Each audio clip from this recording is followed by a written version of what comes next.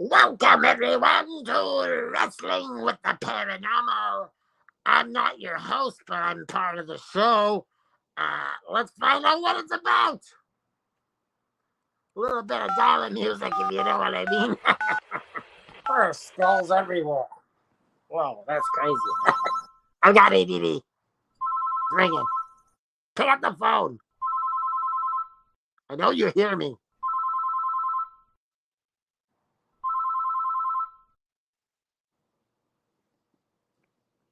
You have reached the Magician's Assistant. If this is the Enlightened one, today's episode is 2 minutes past midnight. 2 minutes past midnight. That makes people into gremlins.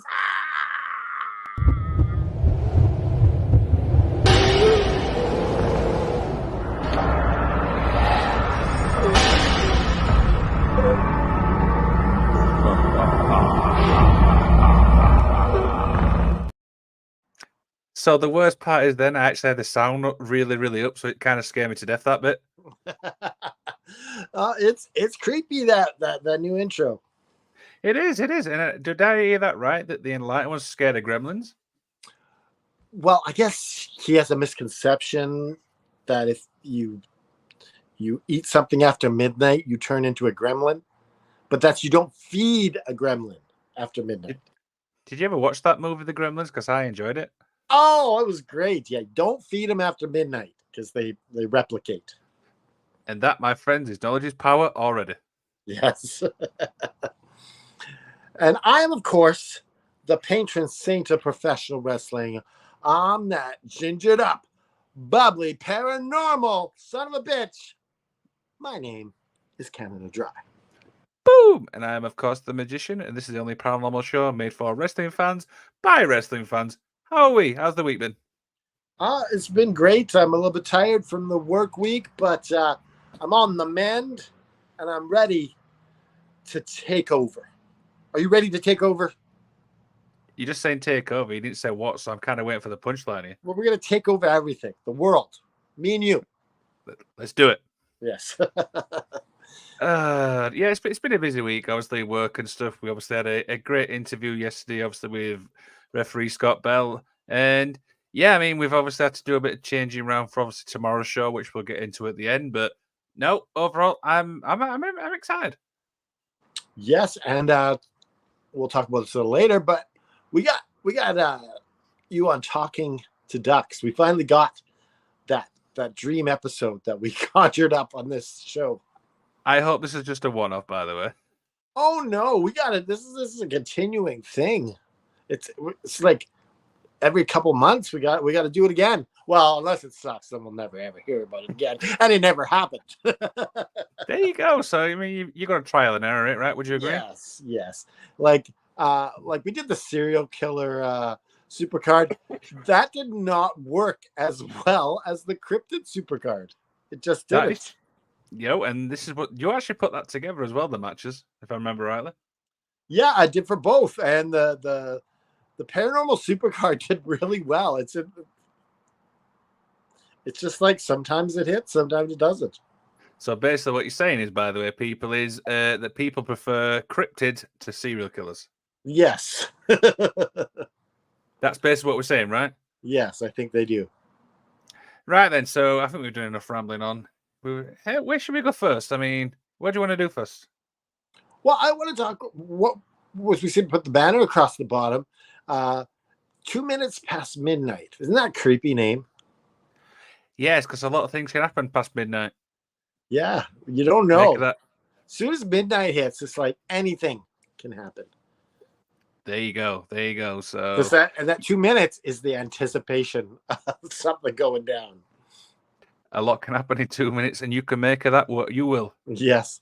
So let's start the show with our favorite place, the vault. It looks like it's time to open up the vault. Do you know the combination?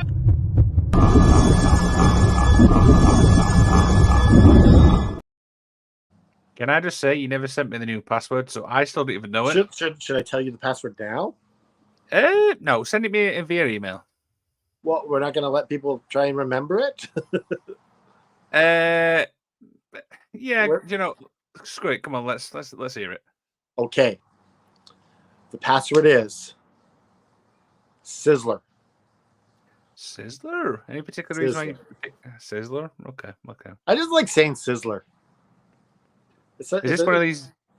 Sorry, go ahead. Is this one of these things where you it's go? a steakhouse. The Sizzler is a steakhouse. Okay, okay. But it's just a nice word to say, Sizzler. Is this one of these passwords you're going to change it every 90 days? I don't know. We'll see how long Bosco lasted a long time. So we'll see how long Sizzler lasts. It did. It did. So, but yeah, I mean, this is. I love this segment by the way because I never know what's in the vault. Do you know what I mean? We've had creepy videos. We've had pictures with really weird meanings. We've had stocks. I don't know why I've said that, but we've had everything in there. All right. So this first video. Oh, let me just reach in the vault here and see. Is that peanut butter? Ew. It is peanut butter. It is peanut butter. But this first video, it is done by a restaurant renovator. And so he goes around renovating restaurants and he's doing a tour of the place. He's showing everyone what's going on. And he sees an entity. You ready? Oh, let's play. I got up. I played the right video here.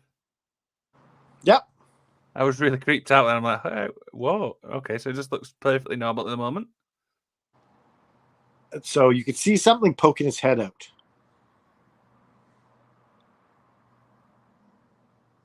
Whoa. Whoa. Then he's like, oh, shit, I got to get out of here. No, I got to see what it is. I got to see what it is. So he's getting a little close. He goes over, and nothing is there.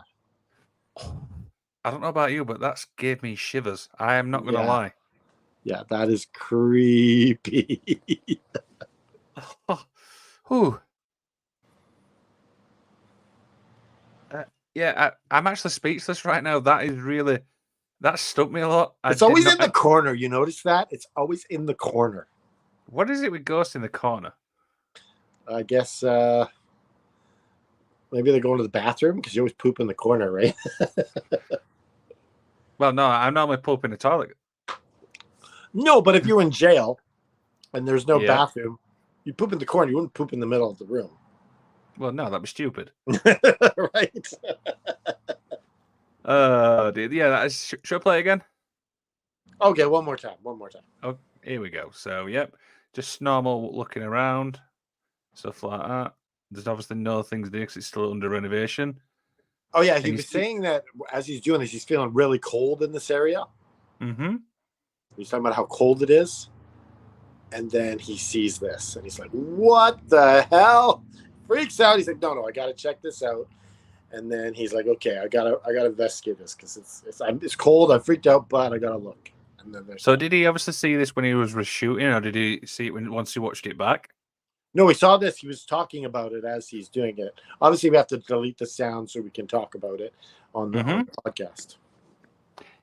Yeah, it's still giving me shivers now, and that's the second time we watched it. Yeah, it's creepy. Can we move on? Because I'm really getting shivers right now. Okay, so this is, they call me the patron saint of professional wrestling. You know that, right? Of course. So we're gonna go into. Well, first let me hit the video here. Oh, is that jam? It is jam. It's jelly, strawberry jelly. So we've got peanut butter and jam in. Oh, yes. Jesus Christ. Maybe I'll get bread next time. So this video is in a Catholic church, and you know how like statues, they got the Mother Mary, they got statues of Jesus. Well, this statue blinks. Should we play the video? Yeah, let's play it. We'll show you where it blinks. All right, so Perfect. If you can't really see anything, it's too far away. So we gotta. I guess he's gonna get a close up.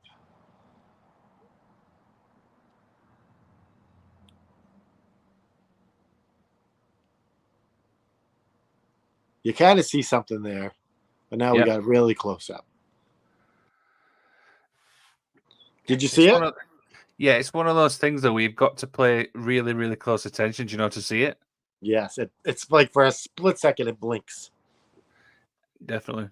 What's going on, Noob? Stopping by as always. Hey, noob. Yeah, it's one of those videos where Should we you've got play to it another time just to make sure that everyone can see it? Yeah, let's watch it again. Here we go. So you don't see it until they really zoom in, so that's why I said you've got to pay close attention with this one. You got to look right at the eyes. It's all in the eyes. Would you agree? Yes.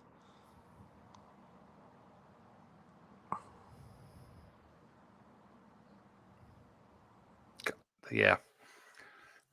But it's even closer. Yes, right there. For a split second, it just blinks. It's even creepier the second time.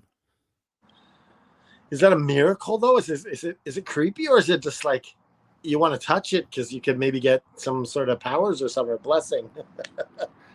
Well, I mean, what can you say?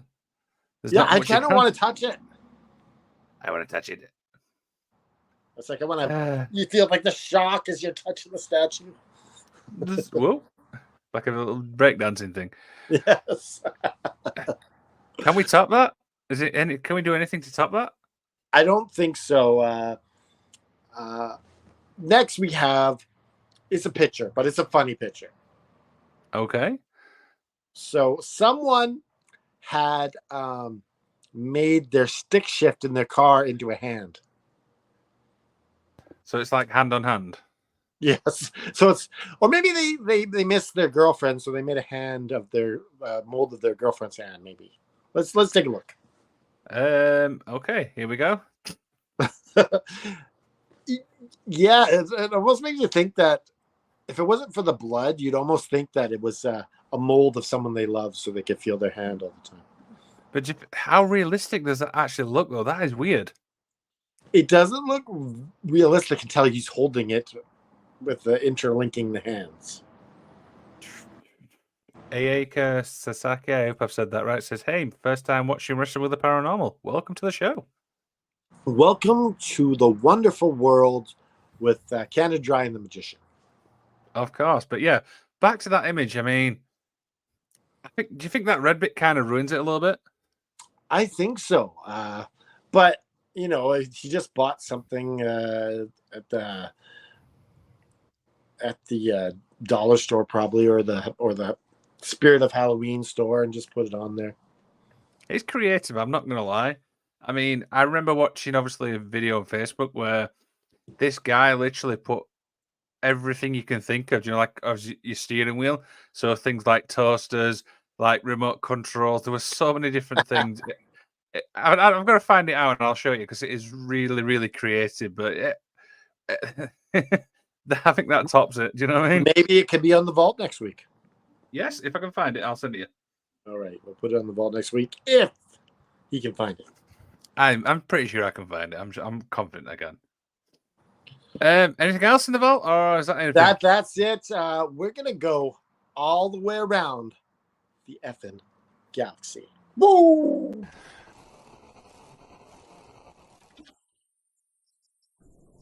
And we're And this is your captain speaking. We'd like to welcome you aboard the Wrestling with the Paranormal flight. The duration will be 1 hour exactly, so sit back, relax, and enjoy the flight. 1 hour? A whole hour? Holy crap. So, you don't have dollar stores in Japan? Can you confirm this, Liam? This is true? I believe so. Well, they would have yen stores. Right? Well, it's a different currency, so what can we say? Yeah, so what do we got in the news today? Well, we've got quite a few, obviously, interesting stories. So we'll head to WWE first, and Triple H is off the board of directors. I've got to be honest, I didn't even realize he was on the board of directors. So what do you think? I think it's a bit shocking because, like, the board of directors has been like, this round table of people coming in and off since Vince. since Vince McMahon came back. Yep. Does this affect creative control eventually? I think it does. I mean, a lot of people's obviously already said that Vince is on creative still again, so I do think this will be. I think we'll see it slowly over time, but I mean, since the merger, obviously with UFC and stuff, there's going to be changes for at least the next year, I think. Yeah, that they want to have the best possible show they can have. There, so I, what would you grade Triple H since he took over? I mean, it's definitely good. Do you know what I mean? Obviously, Raw's great. NXT, I just cannot tune into. SmackDown, I don't know. Overall, I think a B. Do you know what I mean? I think he's doing a great job. Obviously, he brought some talent, obviously, back. There's a couple there who's not getting that push they deserve, but for me personally, I think he's doing a fantastic job. Yeah, he's not. I wouldn't say he's doing an amazing job. Mm-hmm. I would also give him I'd give him a B minus. Okay. Because I feel like it's he's Wally the bloodline story, and you have other great things going on, but I feel like that a lot of mid card people just don't do anything. Yeah. They just kind of sit there, and I remember like the old days of WWE. All the mid card guys got stories. Yeah. Like you had a feud with Hacksaw Jim Duggan, and he was going against this other mid card guy, and you would get a story of a feud between these guys, as every other big story with like Hulk Hogan and everyone else was going on. Yeah, and I think the thing is, obviously now, you just mentioned storylines there. They put all the eggs obviously into the bloodline storyline, but eventually that's going to die out, and you've got to have an undercard of obviously storylines. You could probably make the exception, obviously, with the Judgment Day one, but other than I that, think the Judgment Day one is pretty interesting. yeah, no, I'm not going to dispute the fact whether it's interesting because I know it is, but for me, you can't just rely on obviously the two storylines like that. You've got to, constantly keep, storylines going. Yeah, I think that that's sort of the fault of Triple H is that he hasn't got creative with storylines. Yeah, and the thing is, I think the other thing as well is long term and obviously short term. I feel like there's issues obviously in WWE and AEW for both. Yeah, I think AEW isn't perfect by any means. Should we talk about the main event of Dynamite? I've not actually seen it yet. I've not actually had a chance, so you're gonna have to try not to spoil it for me. I'm gonna try spoiler and talk about it at the same time. Go ahead. Listen. I'd be doing you a favor by telling you about it, okay? Because it wasn't good. Okay. So, Anna Jay and Sheeta were in the main event of Dynamite. Okay. And Anna Jay looked all right, but it wasn't main event worthy. It would have been great to start the show. Yep. But to end the show, I didn't like it at all. The match ended with this soft kick by Sheeta. It looked really soft. And Anna Jay just kind of rolled over and she got the pin. So, do you think this is based on obviously the Lou Fisto Lufisto, situation? What's been good? Do you think that's the reason why it went to the main event because of that? Yeah, I feel like you could have, like, the women have never gone on first, as far as I know. No, I don't think they have. So putting them on first would have been just as big. Yeah. And you're not sacrificing your whole show to do it either, because if the women don't do well to start, you can recover. Yeah, it's you kind of feel sorry for obviously the women because it's like where do you put them? Obviously, in the show and stuff like that, but there's not really much you can do. It's fine to highlight the women, but you can't sacrifice the show to do it. Yep. Because you need a good ending to a show. If you haven't, you could have Dynamite could have been amazing, but you end it badly, the show sucked. Yeah, you can't end it badly. See, the thing is, we obviously in our prediction league, we were trying to work out what the main event was going to be, and we were obviously chopping back and forth, and we said the Bucks and Hardys, and then I'm like, even then I was still, umming and ahhing, which match. Well, yeah, I think the Bucks and Hardys would either main or start. So I was like, it one or the other. Yeah. So, wish AEW was broadcasted in Japan. There is no way to watch the Ahoy Night match in Stampede, Canada Dry. I think you can probably look those up on YouTube if you want. There's probably some Owen Hart on Stampede Wrestling. Mm-hmm. Noob says, I also think that is a shot at WWE. It's booking Asuka because Shida is on the main event. No, it's not something I thought about, to be honest. Yeah, I don't know about that. And I'll let you respond to that one. Why is your coin called the Looney? I never understood that. Canada Dry. I guess it's Canada Dry. It's a loony because there's a bird is called a loon, and it's on the bird is a loon on there, so it's called a loony.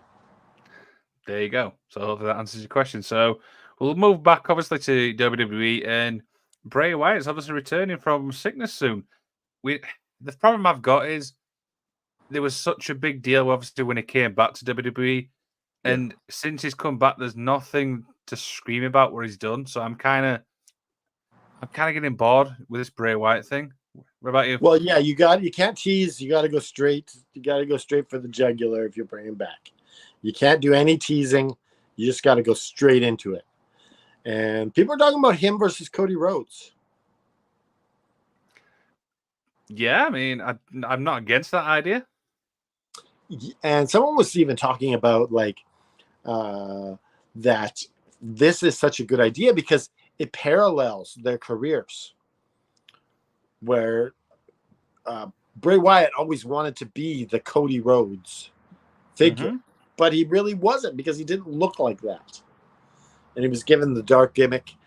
And even their father's careers are very similar, where Barry Windham and Mike Rotunda were people that held the territories together. Mm-hmm. And Dusty was the one headlining quite often. So it's really interesting. Yeah, I mean, I'm actually speechless. I don't even know how to answer that because you've kind of stumped me a little bit there. Yeah, so Cody and Bray Wyatt would make a lot of sense if you kind of played up their fathers that are involved in this.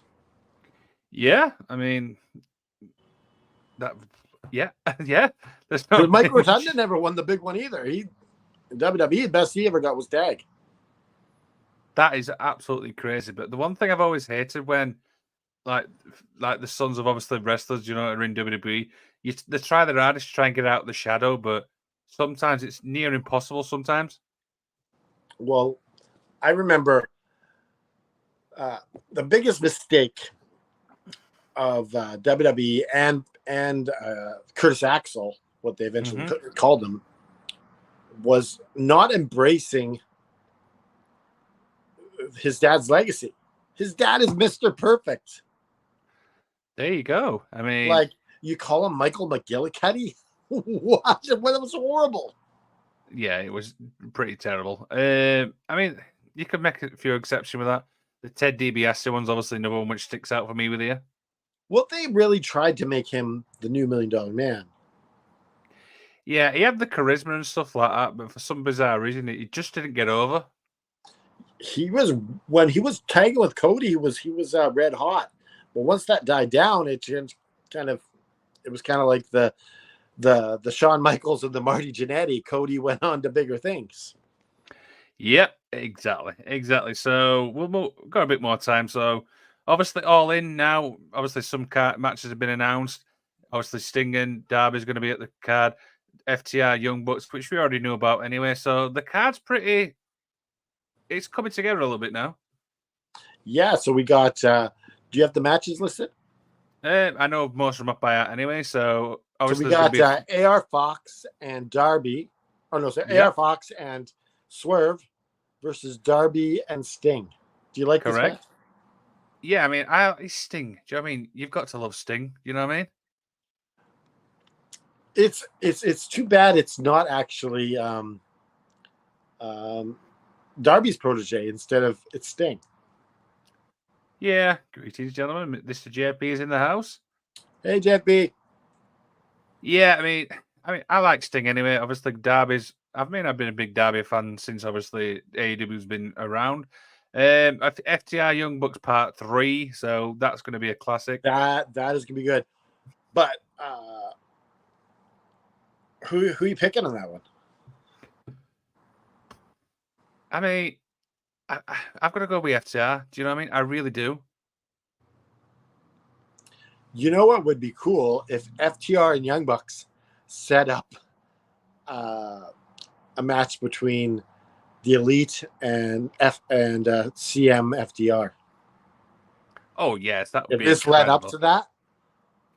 I mean, how many times have we said obviously on previous shows we've got to see CM Punk work with the Elite in some way, shape, or form? What if CM FTR wins the belts on Collision?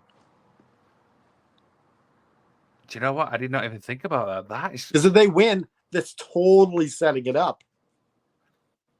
Damn it, you're right. Do you know what? I didn't even think about that. That's crazy. Yeah. So if they win, this is why. Wow, you've just blown my mind already. I know, twice. I'm on my game today. He is. He's on the ball. And that actually ends the Magic Weekly. See, I've got an habit of saying Magic Weekly. That's right. I think that's it. I think we covered it all. Yeah, that's pretty much everything covered for the Galaxy news. So shall we do it? Shall we get into why we're actually here? Well, we do have a little bit of house cleaning to do. Sweep. Yeah, so if you guys ever had the dream of becoming a wrestler, you can go to fighttheworldwrestling.com, sign up, and you can be trained by Brian Idol, aka Mercurio, and Natalia Markova. Natalia Markova could make, if she decided to do this, charge $100 to body slam someone. Slam me for $100. I'm sure a lot of people. I'm sure. Would you pay $100 for that? I'd pay $150. Here's the tip. So shall we play the video? Obviously, we played last week. Should give people a little insight. Yes, this is the show that will eventually go on our channel. Here we go. So here it is. Enjoy.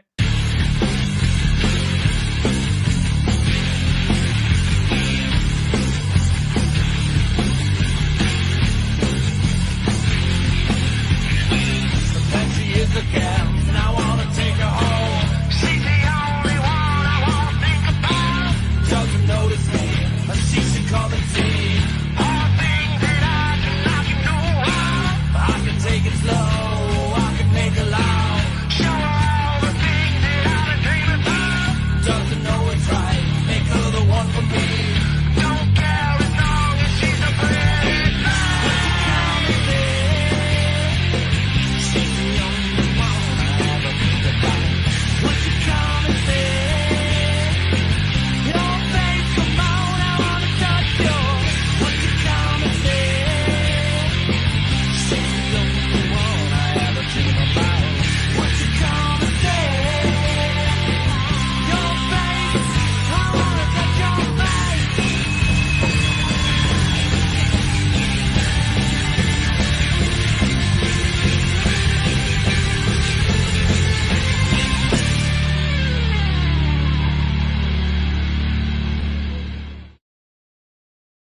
Do you know the one thing I actually forgot when I was watching that video is that soccer player?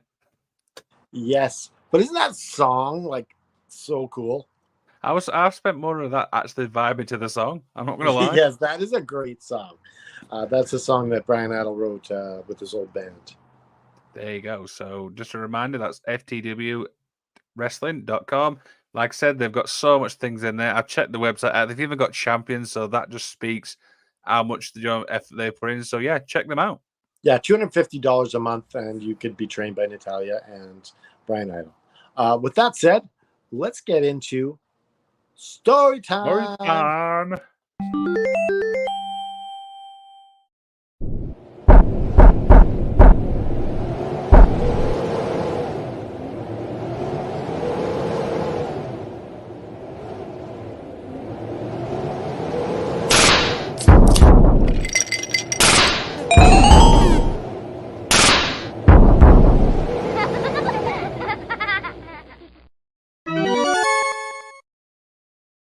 Do you know that laugh is always weird? There's a storm a coming. This is brilliant. So yeah, our main event, we've called it 2 minutes past midnight. Yeah, like everything bad happens after midnight. That is true. And do you know the weird thing is, in 31 minutes, it will be 2 minutes past midnight here in the UK. Oh my goodness.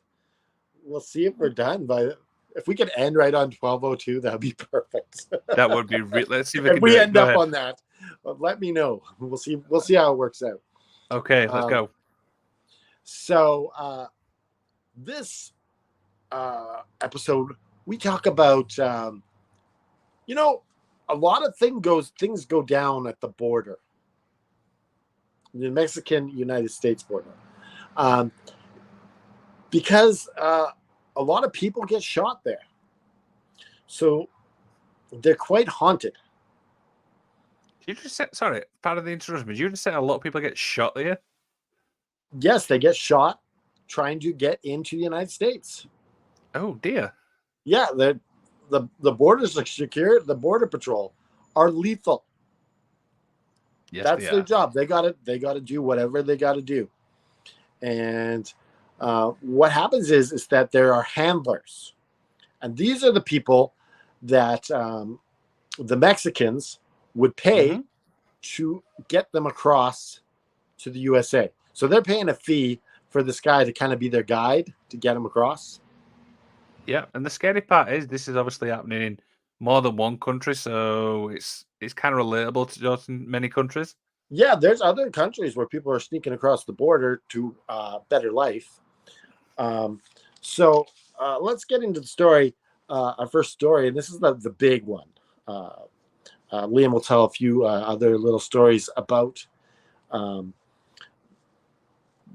border towns, but this happens at Otay Mesa in San Diego, California, and it is the Brownsfield Border Patrol. And getting right into the story. So what they kind of do is they kind of scope out every night and just kind of look what's going on. And if they see with their special infrared, I guess, what are they called? Binoculars or whatever like that. They're looking in and they're trying to see if anyone's coming across. And so one night they were doing this and they were ready. They saw a large group and they're like, okay, we got them. So they're getting ready to pounce on these guys. And all of a sudden they stop. And this is like this mass of humanity. They're about 30 people. And they're all just stopped in one spot. And the agents are looking confused. They're like, what's going on here? So they think that they've been tipped off. But they realize that wouldn't they run back or try to? Yeah. So they're just kind of staying there, and they decide, well, let's just approach them. So they got the guns pointed at them, and they're approaching them. And as they're approaching, they hear the people crying, and they notice that they're on their knees, and a lot of them are praying, Okay. and they're just normally with something like this, people would be running, they'd be chasing down, they'd be tackling them, all that sort of kind of stuff. But they were all cooperating. They're like, "Don't worry, we aren't going anywhere." And they have their full cooperation. But the officers are confused still. What is going on? They've never had this ever. And so there are a few of the immigrants. They speak English. Okay. So the agents asked, what happened? Why are you guys like this? Why are you all upset? And a lot of the women praying and stuff like that. He's like, well, we were on our journey, and we were along the trail, and all of a sudden before us was a lone agent. JP says, aren't they called coyotes? So the migrants were saying, like, all of a sudden before us was this lone agent, and he said, "You guys need to surrender, and you need to put your hands on your head, and you need to stop where you are." And then he disappeared. And then this is how the officers and everyone found him. Is this ghost appeared before him? He was an agent. And they said, "Well, did he say who he was?" And he said, the migrant said, his name was Agent Luis Santiago. And they were just, all of a sudden, their mouths just dropped. Especially a man named, I believe his name is Elmer. Now, Rocky Elmore. So Elmore, he was supposed to work and train Santiago 4 months earlier. Night vision goggles. Yes, nice vision goggles. So he was supposed to train Luis Santiago 4 months earlier, but he was sick that morning when he woke up, and so he called in and told him, "Listen, I can't make it. I'm just horribly sick." And he was in bed all day trying to recover so he can get back to work. And that night,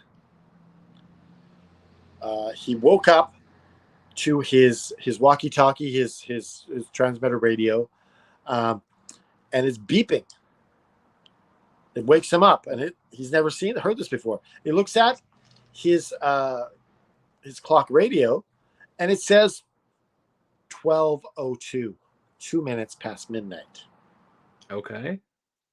And he's like, "Why is this beeping?" He's like, "I need to get back to bed. I need to get better." So he takes the batteries out of the walkie-talkie and puts it away. And he falls asleep. Not soon after, he gets a call from his work. Okay. So he picks up the phone. And the person sounds distraught, and they said, "Santiago is dead."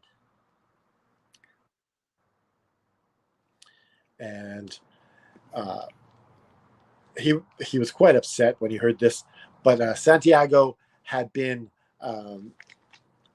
chasing some migrants over the dam, and the handler got aggressive with him, and ended up throwing him over the dam, and he died. Oh, shoot. And so not long after, there's a memorial service held where Rocky attends it, and they go out with the guys after for a few beers, and talking about their buddy.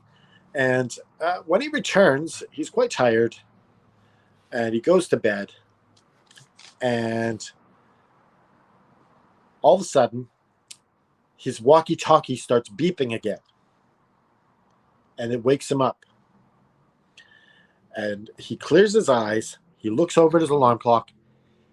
It's 12:02. 2 minutes past midnight. Oh dear. And he can't believe it. And he quickly takes the batteries out of the walkie-talkie again so he can get back to sleep. He goes back to work, and he learns that the walkie-talkie isn't capable of making that beeping sound. So where did the sound come from? He also learned that the last transmission on his radio to anyone was at 12:02, 2 past midnight. Oh, this is creepy. This is getting really weird. So that was the last transmission by Luis Santiago, but before he died, was at 2 past midnight.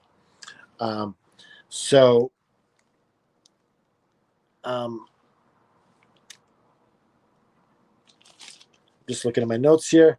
So what ended up happening was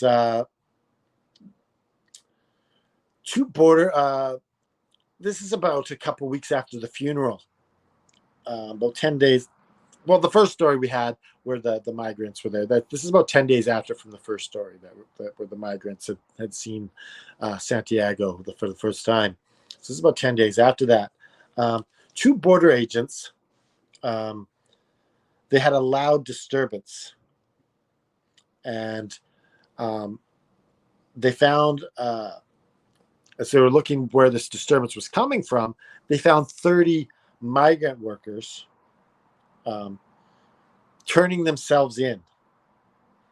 And when he got the story, they explained that they had been detained by a dead agent and that they named him El Fantasma.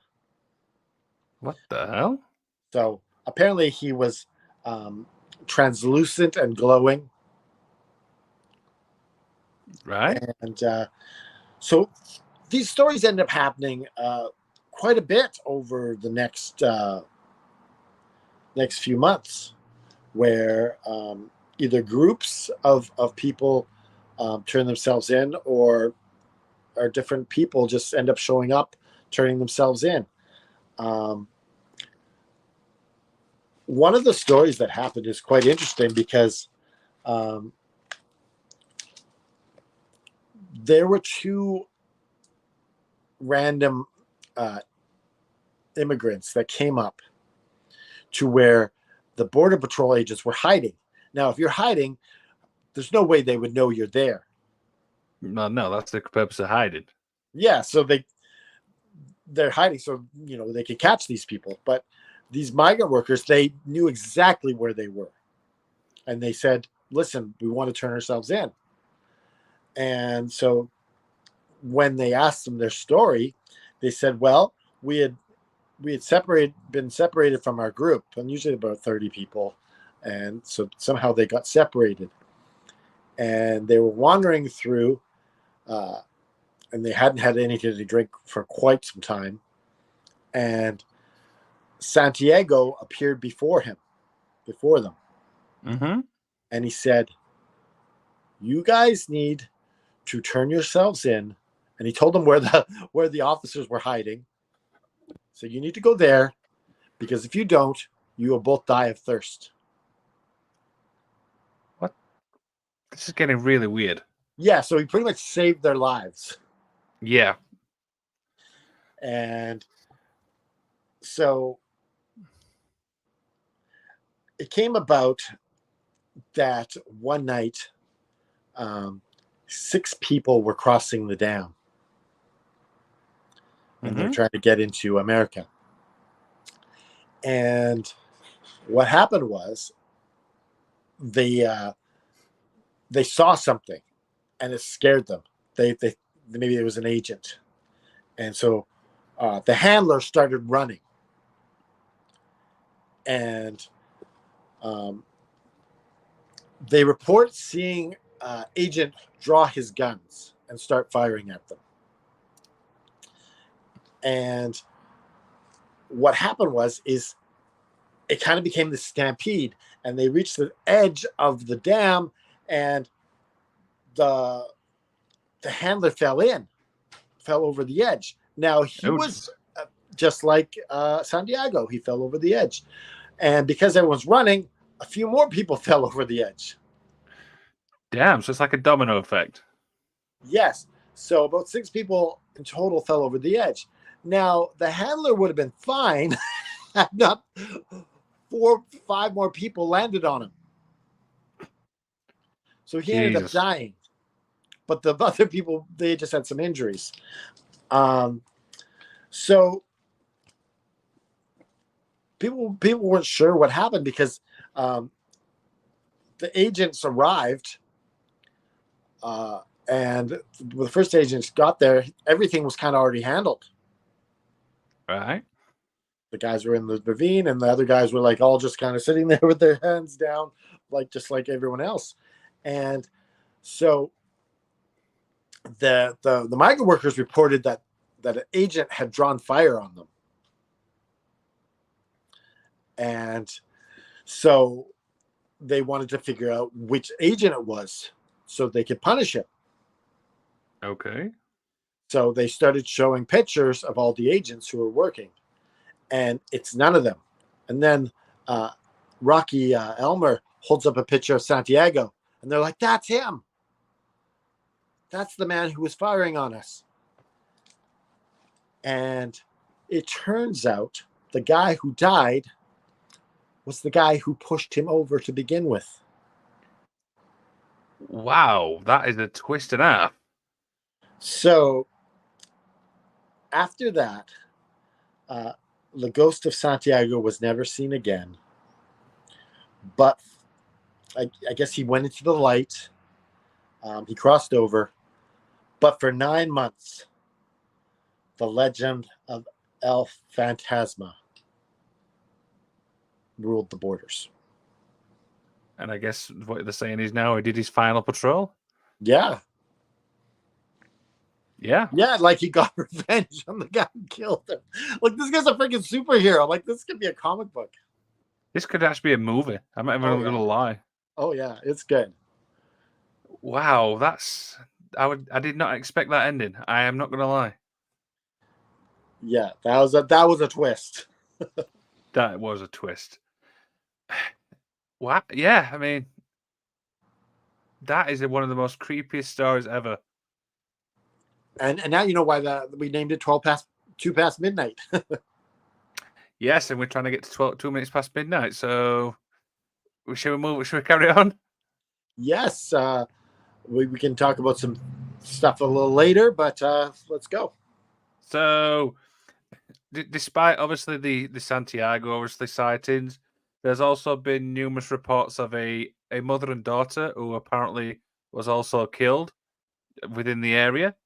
Now, officers in Copper Canyon have had rumored to have some sort of terrifying experiences. So, one evening, Rocky Elmore, who obviously we've discussed a few times, was keeping an eye, obviously, on some trainees which were passing through the area, typical, patrolling and stuff.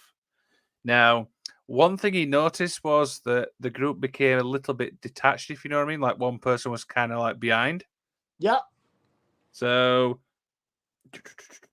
Elmo obviously made his way to the canyon because the man said they went missing, and eventually, after searching for a couple of hours or so, he did obviously eventually find the man. But the scary part is the man obviously said that when he was walking alone, he'd described sounds of a woman crying. Does this sound familiar?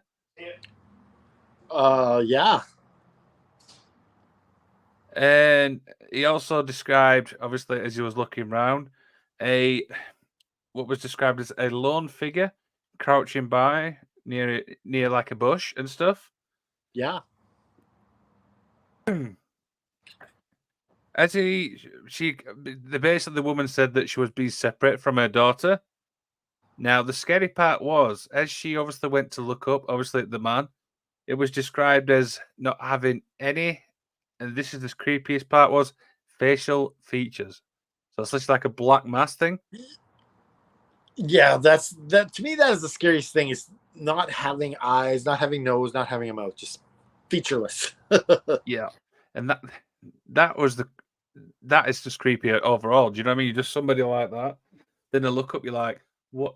Yeah, I'm going. See you in a bit. Yeah, me too.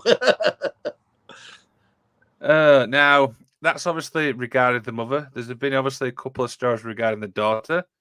Now, apparently, as obviously people are obviously patrolling the area, apparently the daughter will appear unexpectedly, say she's lost, then disappear. So I can just imagine like you're doing patrol going, I'm lost, bye. Well, yeah. Sorry, can't help you. You took off. Now, this was described as, this is the last one I've got, and it was described as the most disturbing story. Now, Agent was obviously parked near a public access area, which was in Marron Valley. I hope I've said that right. Yeah. And as he was obviously doing his normal searches, he noticed there was something, in the water. Now, obviously, Uh-oh. as he got closer, he noticed it was a body of a young girl face down. Oh no. So he's gone obviously in a panic and stuff like that, and he's ran back to his trailer.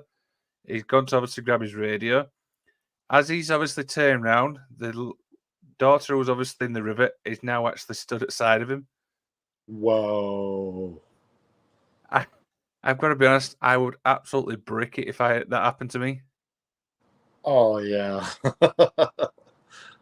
Now, the scary part was, as he was obviously looking at this person, he got the feeling of sadness. Do you know what I mean? And stuff like that, like really, really sad. Yeah, I can imagine that. That was, I mean, I think anybody gets sadness. Do you know what I mean? You see somebody in the water, and the next thing you know, it's inside you. Now, that's obviously two key things, but there's also been cat-like creatures, which has apparently been seen in the area. A large visible entity, which the first thing I thought was obviously a Sasquatch, something like that. But it's interesting they call that a large visible entity. Yeah, it's really weird. They don't say Sasquatch. They say they're very vague about it. Yeah. So the What only about these theory cat-like creatures? could be anything. It's like, I don't know. What could it be? A cat-like creature? Maybe cats. Could be, yeah. But yeah, who knows what it is like? Could be Now- cougars. Could be.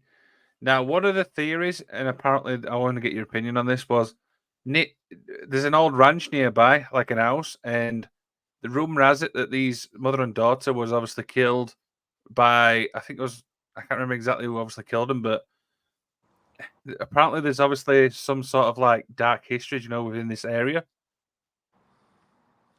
Well, yeah, the Border Patrol's been around for 100 years. Yeah, I mean, and they're not always good stand-up people. No, You can't be crossing over to America. so much negativity is what you're saying. Yeah. So the key thing is theories. So I want to obviously go back to your story because I feel like yours was obviously weird. Do we think that obviously he's obviously been killed and he's kind of coming back for, I won't say revenge, but to kind of like get his own back in a way? Well, the interesting thing is he kept doing his job even though he was dead. Yeah, that's the creepy bit. I'm not gonna lie. It doesn't creep me out. It just makes me think like this is cool. That this guy wants to come back and do his job. Yeah, he's good. He must have loved his job. What about the story I've just talked about there with that, especially the features? No, those were creepy. You got the faceless person. You got the face in the water, and then you see the person standing there. Oh, feeling of sadness. That's Yeah, when I obviously read that, the story which reminded me was, do you remember the bypass video we did where we saw a figure like in the distance, and he got into his vehicle and it was at the side of him? Yes, that was creepy. I just cannot imagine, like, you know, you're just doing your job, looking around, then you're like, wait, you was in the water a second. What are you doing Yeah. there? Yeah, as far as theory goes, this is a lot of negative energy come here. You know, people are trying to come for a better life, but they're risking their life to do it.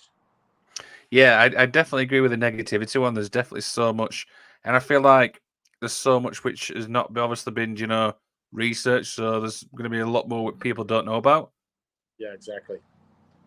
So yeah, I mean, it's definitely a really weird story. But if I tell you that we are now 6 minutes away from 2 minutes past midnight, would you believe me? I don't think we're gonna make it. We got a few things to wrap up here, so we're not gonna even try. Okay, so shall we get into the knowledge is power? Yes, knowledge definitely is power.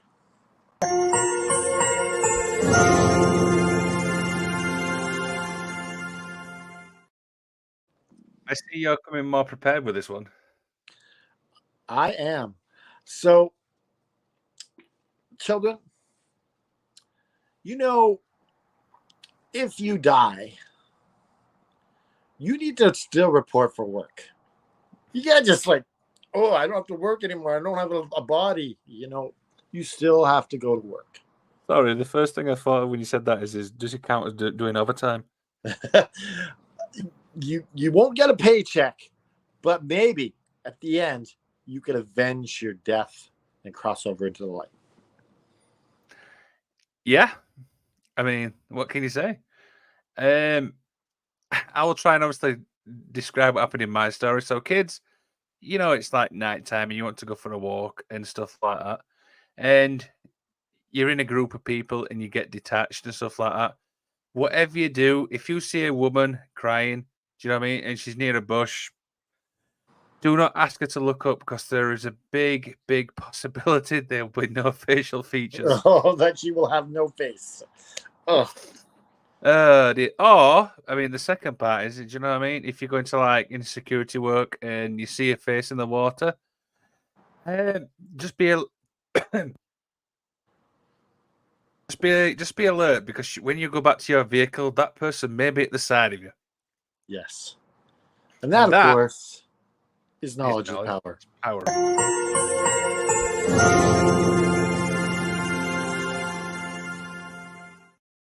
I never thought this show would be so educational. Well, we aim to educate, don't we? We do, and do you know what? We care about people. We care about everybody who obviously watches the show. So yeah, we've got to educate. So we have a T-shirt store, and you could buy yourself a T-shirt. We have we got loads of shirts. We have the Oliphant Wrestling shirt, worn by Natalia Markova. We have the Kool-Aid shirt, and we have the Magic of Wrestling shirt. We have the Wrestling with the Paranormal shirt. We got plenty of shirts. But if you like old school wrestling, and I know you do, you can head on over to Pro Wrestling's Tees / Adrian Adonis. We need Jeremy for that. He's kind of good at that. And yeah, you can buy yourself that Adrian Adonis flipping the bird T-shirt, just like that. And just like that. And of course, what do we have on Saturday? So, do you want to tell everybody the socials first about the FNWrestling.com? I guess we can do that. We can head on over to FNWrestling.com. You can find us all underneath there in the links. We have if you want to give money, our PayPal's down there. You can give us a one-time gift, or you can join here on YouTube and pick a tier and be a monthly subscriber. But other than that, what do we got on the show on Saturday? So originally, of course, this was meant to be an interview with Greg Burridge, but unfortunately, we've had to reschedule because Greg's a busy guy. Do you know what I mean? Everybody's kind of busy and stuff like that. So I've got obviously Mr. Haney, I've got Rich Southwood, and we're going to be looking at the controversial figures in wrestling part 2 because we Part obviously two. you guys because you obviously did the first one, so we've got 10 more wrestlers on that. And yeah, Sunday, what's going on Sunday? As you know, we came up with this show here on Wrestling with the Paranormal. And Yes, we did. It's called Talking to Ducks. And so Liam will be our contestant, and he's going to have to hear 3 stories. And Yep. one of them is a truth, and a lie. And he's going to have to figure out who the real duck is. There you go. That's obviously Sunday. And yeah, I'm excited for that. So any final words, Cannon Drive, before we head off? Well, sometimes life is hard, and sometimes stuff happens, and you need to ask for help, have someone support you, and they just help you walk on your journey, and they teach you again to just keep fighting.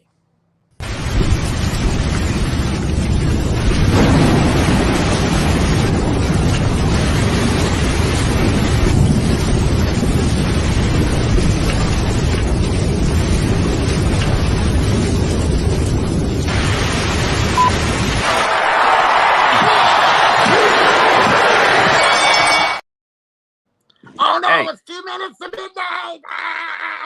End the show, end the show. We timed that perfect, right? We timed that Yeah. perfect.